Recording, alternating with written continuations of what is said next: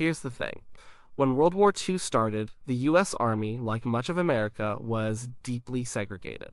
And yes, the simple, direct answer to whether they believed black men were unfit to fly is absolutely. They did. This wasn't some quiet assumption. It was a loud, clear, and official stance rooted in decades of racism and pseudoscientific beliefs. The story of the Tuskegee Airmen is really the story of how a group of determined men had to fight that belief every single step of the way, even as they fought America's enemies. Before the war even ramped up, the U.S. Army wasn't just segregated, it was built on a foundation of racist assumptions. This wasn't unique to the Army, of course. American society at large was segregated by law and by custom. Black people were often seen as inferior, not just socially, but intellectually and physically. And the military was no exception. It mirrored society's prejudices, sometimes even amplifying them. Think about the time.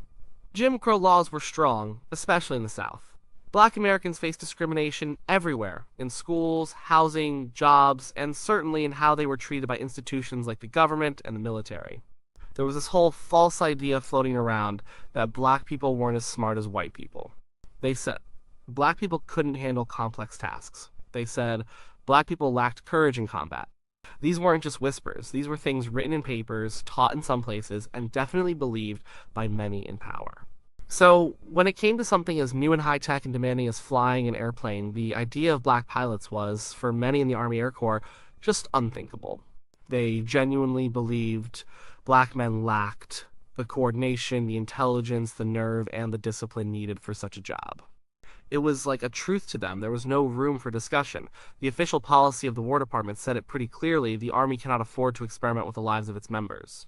And they really saw black pilots as an experiment, one they didn't want to make.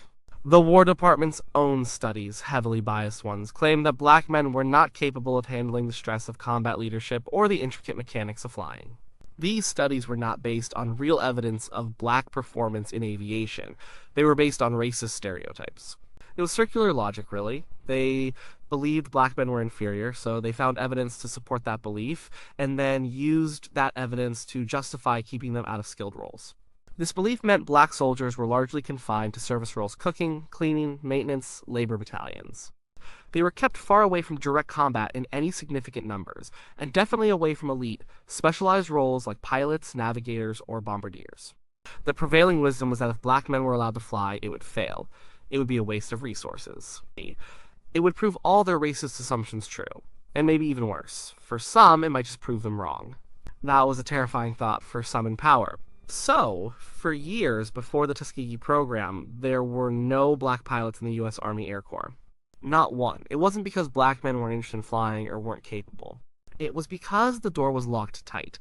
The Army's institutional belief was a powerful barrier, harder to overcome in some ways than any enemy plane. They didn't just doubt, they were convinced, and that deeply ingrained conviction set the stage for everything that followed. But things started to shift, not because the Army suddenly changed its mind, but because of immense pressure. World War II was brewing, and the idea of fighting for freedom abroad while denying it at home was becoming a really uncomfortable contradiction. Black Americans and their allies were not quiet about this. They spoke up, loudly. Civil rights groups like the NIACP were instrumental here. They campaigned hard. They pointed out the hypocrisy. How could America fight Nazi Germany's racist ideology while maintaining its own racist military? They pushed for black Americans to be allowed to serve in all capacities, including flying. People like Philip Randolph, a powerful labor leader, even threatened a massive march on Washington to protest discrimination in war industries and the military. This kind of direct action really got the attention of President Franklin D. Roosevelt's administration. Eleanor Roosevelt, the First Lady, also played a crucial role. She was known for her progressive views. She was a strong advocate for civil rights. She visited Tuskegee Institute in 1941, even flying with a black civilian pilot, Charles Alfred Anderson. That flight, an act of defiance against the prevailing norms, sent a clear message. It showed that black men could fly. Her support and the public attention it brought put more pressure on the military. The Double the Fifth campaign was another powerful force. Black newspapers and civil rights organizations promoted this idea of victory over fascism abroad and victory over racism at home. It became a rallying cry. Black Americans were willing to fight, eager to contribute, but they demanded fair treatment and the chance to prove their worth. They wanted the opportunity to serve their country in every way, not just in segregated menial roles.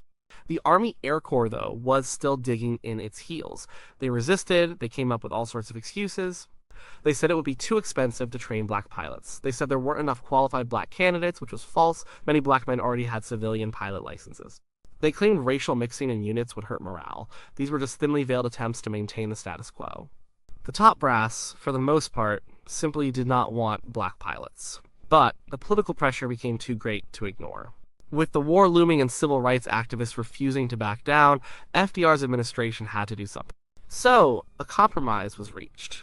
It wasn't about fully integrating the military. Not yet. It was about creating a separate but equal flying unit. This was the birth of the Tuskegee experiment. The decision to create a training program for black pilots at Tuskegee Army Airfield in Alabama was not born out of a sudden change of heart within the Army. It was a reluctant concession. It was like, okay, we'll let them try, but we don't expect it to work. Many believed it was designed to fail. It was an experiment meant to prove the existing prejudices right. If it failed, they could say, see, we told you so. Black men just can't fly. If it succeeded, well, they probably hadn't thought that far ahead. So while the Tuskegee program eventually became a symbol of black achievement, it started from a place of deep skepticism and even hostility from the very institution that created it. The Army wasn't looking to empower black men. They were looking for a way to manage political pressure, and they thought a segregated, closely watched experiment was the safest way to do it without genuinely challenging their core racist beliefs. They were wrong. Setting up the program at Tuskegee was like walking a tightrope. The Army allowed it, but they didn't exactly roll out the red carpet. The entire program was an experiment, and everyone knew it. The men who joined, the cadets, the instructors, the ground crews, they weren't just training to fly and fight. They were training to prove a point to an entire nation, and to an army that largely expected them to fail. The Tuskegee Army Airfield was in Alabama, a deeply segregated state. So, the challenges started before anyone even got in a cockpit. Black recruits faced racism on base and off. They were held to impossible standards, often under the constant, intense scrutiny of white officers who were waiting for them to mess up. Every error, every washout, every sign of struggle was seen by some as proof of racial inferiority, not just an individual mistake. The initial setup wasn't always ideal. Some of the facilities and equipment were not top tier. It was like they were given just enough to function, but not enough to thrive without extraordinary effort. The men knew they couldn't just be good, they had to be exceptional, they couldn't just pass, they had to excel. The pressure was immense. Imagine being a young man, passionate about flying, finally getting the chance, but knowing that the entire weight of your race's reputation rests on your shoulders. That's what it was like for the Tuskegee Airmen. They had to fight their own fear, the demands of flight training, and the constant gnawing knowledge that many people in charge wanted them to fail. Some of the white officers and instructors at Tuskegee held the same prejudices as the rest of the Army. They might have been there because it was their assignment, not because they believed in the mission. This created a difficult environment. However, it's also true that some white officers and instructors became strong allies, impressed by the dedication and skill of the black cadets. They saw past the color of skin and recognized talent and courage. Still, the institutional mindset was a heavy blanket. The training was rigorous. It had to be. Flying fighter planes and bombers is serious business. But the washout rate was often used by critics as proof that black men weren't cut out for it. What they didn't always acknowledge was that many flight training programs had high washout rates. It was tough for everyone, but for the black cadets, a high washout rate was seen as a racial failure, not a training challenge. Despite these hurdles, the men at Tuskegee persevered. They studied harder, they trained longer. They pushed themselves beyond what was expected. They built a strong sense of camaraderie and purpose. They knew they were forging a path not just for themselves, but for future generations. They learned to fly and fight, against the odds, against the skepticism, against the outright racism. The success of the Tuskegee program wasn't accidental. It was the direct result of the incredible talent, discipline, and determination of the black men and women who were part of it. They proved that the Army's initial belief that black men were unfit to fly was not just wrong, but dangerously wrong. They turned an experiment designed for failure into a resounding success, setting the stage for their combat performance that would truly change minds, however slowly. When the Tuskegee Airmen finally got to the war, they really put the question of their fitness to fly to the ultimate test. They weren't just flying planes anymore, they were flying them in combat against a ruthless enemy.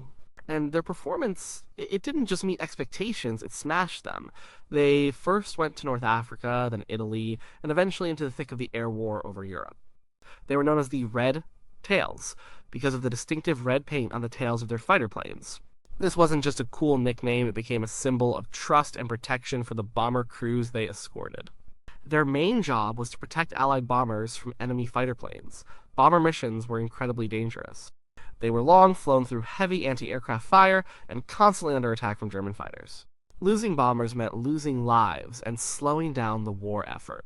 Bomber crews needed fighter escorts they could count on. And the Red Tails were escorts you could count on. They developed a reputation for being fierce, disciplined, and incredibly effective. Unlike some other escort groups, the Tuskegee Airmen rarely left their bombers to chase after enemy planes for personal glory. Their primary mission was the bombers, and they stuck to it. This focus, this unwavering commitment, made a huge difference. The most famous statistic about the Tuskegee Airmen, the one that really silenced many critics, is this: out of over 200 bomber escort missions flown by the 332nd Fighter Group, the main Tuskegee Airmen unit, they never lost a single bomber to enemy fighter planes. Think about that for a second. Never, not once. While other escort groups saw bombers under their protection shot down by the Germans, the Red Tails brought their charges home. This isn't just a good record, it's an astonishing one. This incredible success was not lost on the bomber crews. At first, they might not have known who was flying those Red Tails, or they might have had their own prejudices. Over time, they learned. They saw the results. When they saw the Red Tails, they knew they had a better chance of making it back alive. Many bomber crews specifically requested the Red Tails as their escorts. That kind of trust, earned in the heat of battle, speaks volumes. The airmen flew thousands of combat missions. They destroyed hundreds of enemy aircraft in the air and on the ground. They knocked out trains, trucks, and other targets. They received numerous awards for their valor, including Silver Stars, Distinguished Flying Crosses, and Purple Hearts. Their leader, Colonel Benjamin O. Davis Jr., was a brilliant strategist and an inspiring commander. Their performance wasn't just about statistics, it was about courage under fire. It was about incredible skill in the cockpit. It was about the teamwork and discipline of the ground crews who kept those planes flying. Every single mission they flew, every enemy plane they shot down, every bomber they brought home safe, was a direct refutation of the racist belief that black men couldn't handle the job. It wasn't that the Army's belief instantly vanished. Prejudice is a stubborn thing. But the evidence of the Tuskegee Airmen's combat record was undeniable. They proved in the most dangerous arena imaginable that skill and bravery have no color. They showed that when given the opportunity, black men could not only fly but could excel, becoming some of the most respected and effective pilots in the war. They proved every single one of their doubters wrong. After the war, the Tuskegee Airmen came home as heroes. But even with their incredible combat record, the fight wasn't over. America was still segregated. The Army's deep-seated beliefs didn't just disappear overnight, even with all the proof the Red Tails provided. Still, what they did during the war made a powerful, undeniable case for change. Their success was a crucial factor in the eventual desegregation of the U.S. military. President Harry S. Truman, in 1948, issued Executive Order 9981, which declared that there should be equality of treatment and opportunity for all persons in the armed services without regard to race, color, religion, or national origin. This was a monumental step, and it was no coincidence that it happened just a few years after the Tuskegee Airmen had demonstrated so vividly how capable black service members were when given a real chance. The airmen's story showed everyone that segregation in the military wasn't just morally wrong, it was inefficient and actually hurt the war effort. It meant wasting talent, it meant holding back qualified people based on skin color, not ability. Their success blew a huge hole in the argument that separate units were necessary or somehow better. They proved that integrating based on merit was the only sensible way forward for a strong military. But getting that executive order was one thing. Implementing it was another. The process of desegregation was slow and met with resistance in many parts of the military. Old attitudes died hard. The airmen's fight for respect continued in peacetime. Many returned home to face the same racial discrimination they had experienced before the war, even after flying combat missions. They couldn't always get the jobs they deserved or buy homes in certain neighborhoods. Their combat wings didn't always protect them from American racism. Still, their legacy is enormous. They weren't just pilots, they were pioneers of the civil rights movement. They proved, in a way that resonated deeply, that black Americans were not only equal but exceptional. They showed that given the opportunity, they could rise to any challenge. Their sacrifice and success laid groundwork for future generations of Black Americans in all fields, not just the military. So, to come back to the original question, did the U.S. Army believe black men were unfit to fly? Yes, absolutely, they did. That belief was firmly entrenched in military policy, in the minds of many leaders, and in the prevailing racist attitudes of the era. The Tuskegee Airmen didn't just learn to fly despite this belief, they systematically, bravely, and brilliantly debunked it with their actions. Their story is a powerful testament to human potential and resilience against systemic prejudice. It reminds us that progress often comes from the courage of individuals who dare to challenge the status quo, even when institutions are arrayed against them. The airmen didn't just win battles in the sky, they won a crucial battle against ignorance and prejudice, forever changing how America and its military saw its black citizens. It's a legacy that continues to inspire.